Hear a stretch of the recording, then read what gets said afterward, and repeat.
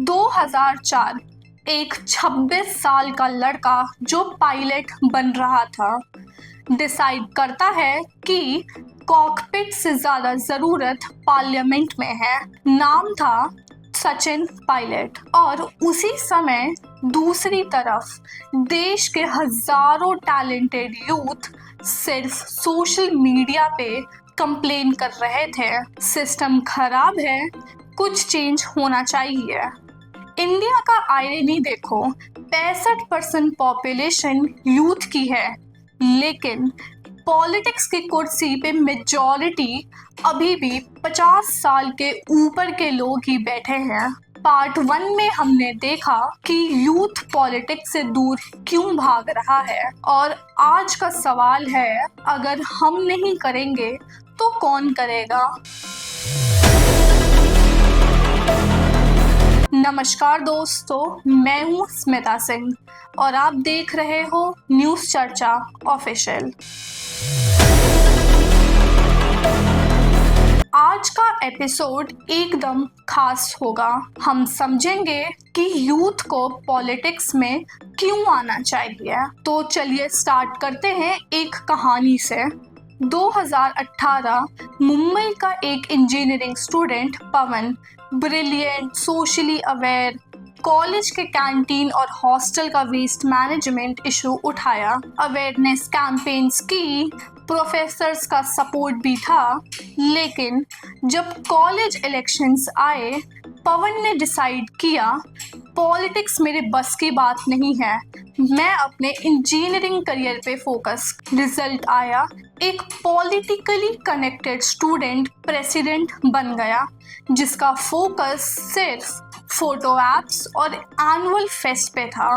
Waste problem वहीं की वहीं रह गई और अब 2025 में पवन एक आईटी कंपनी में है, रोज ऑफिस के रास्ते गार्बेज डंप्स देखता है, इंस्टा पे रील्स शेयर करता है पॉल्यूशन पे, पर रियलिटी में कुछ चेंज नहीं कर पाता।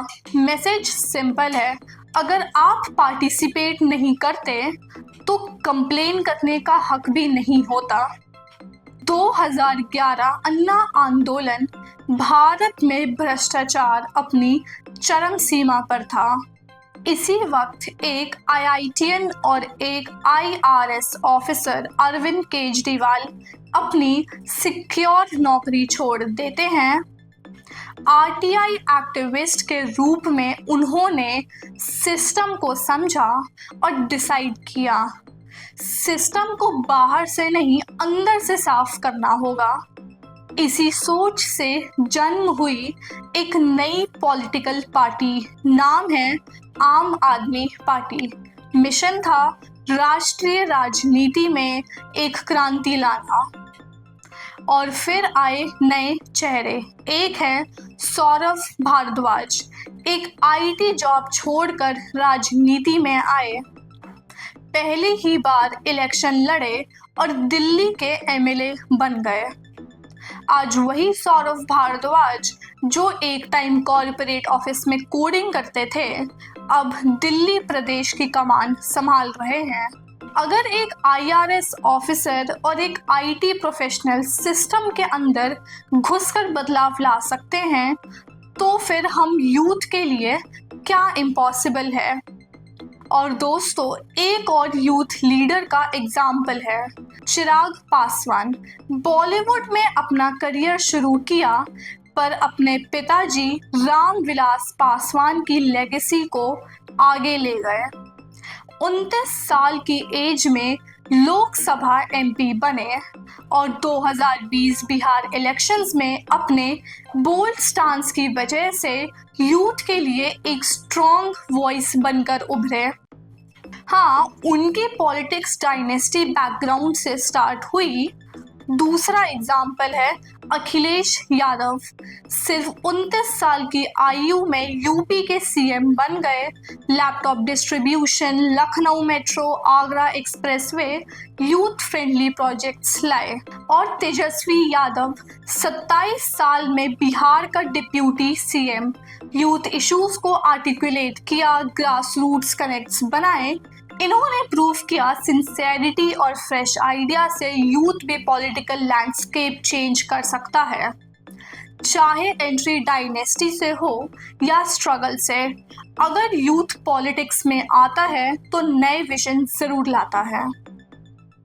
अब सवाल यह है कि यूथ को पॉलिटिक्स में आना क्यों चाहिए? Jobs, startups, internet freedom, environment, ये सब यूथ के कोर इश्यूज हैं। सचिन पायलट ने रूरल आईटी इंफ्रास्ट्रक्चर और डिजिटल आउटरीच पे काम किया। यूथ रिस्क लेने से नहीं डरता। कन्हैया कुमार स्टूडेंट पॉलिटिक्स से सीधा नेशनल स्टेज तक आए। 65% पॉपुलेशन यूथ है, पर पार्लियामेंट में सिर्फ 12% यूथ एमपीज हैं। पॉलिसीज उनके लिए बनती हैं जो डिसीजन टेबल पे होते ही नहीं हैं। सीनियर पॉलिटिशियंस नेक्स्ट इलेक्शन तक सोचते हैं, पर यूथ नेक्स्ट जनरेशन तक सोचता है। अब कहानी का दूसरा हिस्सा, चैलेंजेस। यूथ के लिए पॉलिटिक्स टफ है। पैसे नहीं होते, एक्सपीरियंस कम होता है, डर्टी पॉलिटिक्स की वजह से डिस्करेज होते हैं।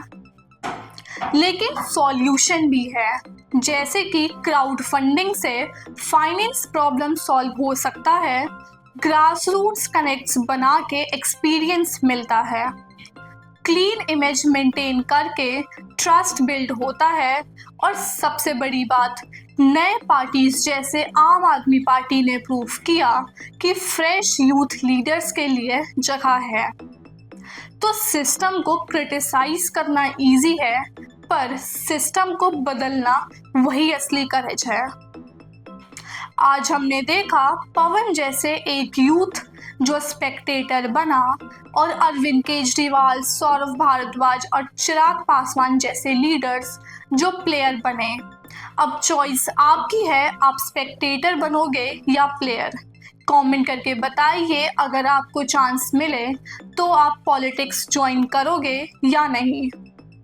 पार्ट 3 में हम एक और खास एपिसोड ला रहे हैं, complete political career road map, जिसमें स्टेप बाय स्टेप समझेंगे कि एक आम यूथ अपनी पॉलिटिकल जर्नी कैसे स्टार्ट कर सकता है। लाइक, शेयर और सब्सक्राइब करना ना भूलिए। न्यूज़ चर्चा ऑफिशियल। मैं हूँ स्मिता सिंह, मिलते हैं अगले एपिसोड में। तब तक के लिए याद रखिए, फ्यूचर आप बताएंगे या कोई और बनाएगा, चॉइस आपकी है।